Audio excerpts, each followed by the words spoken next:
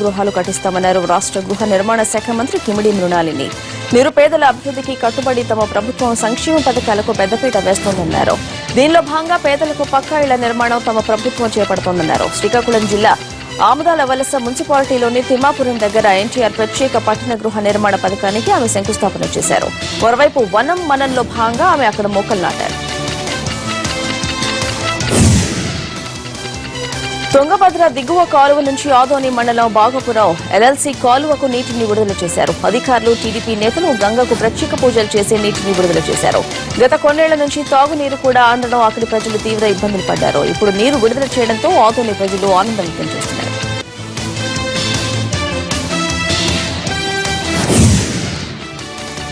గోదావరి అంత్య పుష్కరాల నిర్వహణకు రాజమండ్రి ముస్తాబైంది. ఏ గ్రేడ్ స్నాన ఘట్టాల్లో మాత్రమే భక్తులు పుణ్యస్నానాలు ఆచరించే విధంగా ఏర్పాటు చేశారు.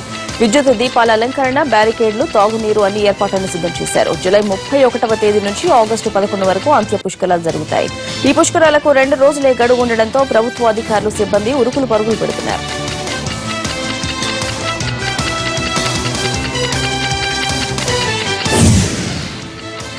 కర్నూలు జిల్లాలోని శ్రీశైలంలో పుష్కర పనులు పందుకున్నాయి. ఆగస్టు 12 నుంచి కృష్ణ పుష్కరాలు ప్రారంభం కానున్నాయి. మొన్నటి వరకు నత్తనడకన సాగిన నిర్మాణాలు ఇప్పుడు జోరుగా సాగుతున్నాయి. సీఎం ఆదేశాల మేరకు జిల్లా అధికారులు ఎప్పటికప్పుడు పుష్కర ఏర్పాటును పరిశీలిస్తున్నారు. కొత్తగా నిర్మిస్తున్న పుష్కర ఘాట్ల పనులపై జిల్లా కలెక్టర్ సంతృప్తి వ్యక్తం చేశారు. లింగాలగట్టు, పాతాళ గంగలో జరుగుతున్న పనులన్నీ కేవలం 5-6 రోజుల్లో పూర్తవుతాయని ఆయన ధీమా వ్యక్తం చేస్తున్నారు. ఇటీవల భారీగా కొండ చర్యలు విరిగిపడడంతో భవిష్యత్తులో ఎలాంటి ప్రమాదాలు జరగకుండా ఉండేందుకు అన్ని ఏర్పాట్లు తీసుకున్నామన్నారు జిల్లా కలెక్టర్.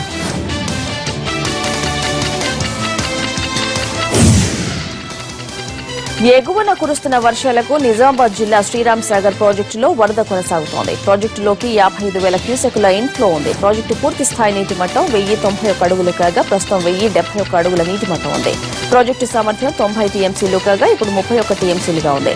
ప్రాజెక్టులోకి ఇన్ఫ్లో కొనసాగుతుండటంతో నీటి మట్టం అంతకంతకు పెరుగుతూ వస్తోంది. ఇన్ఫ్లో ఇలాగే కొనసాగితే ఆగస్టు 2వ వారానికి కల్లా ప్రాజెక్టు పూర్తి స్థాయి నీటి మట్టానికి చేరుకునే అవకాశం ఉందంటున్నారు అధికారులు.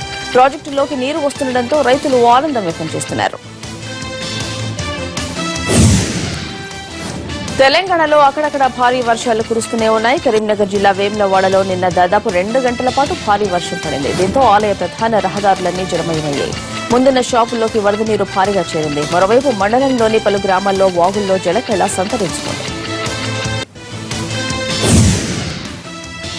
అనంతపురం, బళ్లారి సరిహద్దులో అక్రమంగా తరలిస్తున్న ఎర్రచందనం దొంగలను పోలీసులు పట్టుకున్నారు. చిత్తూరు పోలీసులు జరిపిన దాడుల్లో 5 కోట్ల విలువ చేసే ఎర్రచందనాన్ని స్వాధీనం చేసుకున్నారు.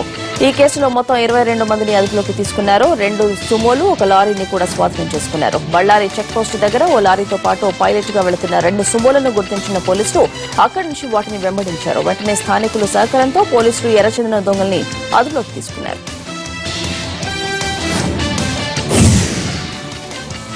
అనంతపురం జిల్లా తాడిపత్రి రైతులను నారాయణి వేరుశెనగ రకం విత్తనం నిలువన ముంచేసింది. మార్కెట్లోకి ఇతర విత్తనాలు వచ్చిన నారాయణి ఇచ్చిన పబ్లిసిటీతో అంతా ఆ విత్తనాలనే కొన్నారు.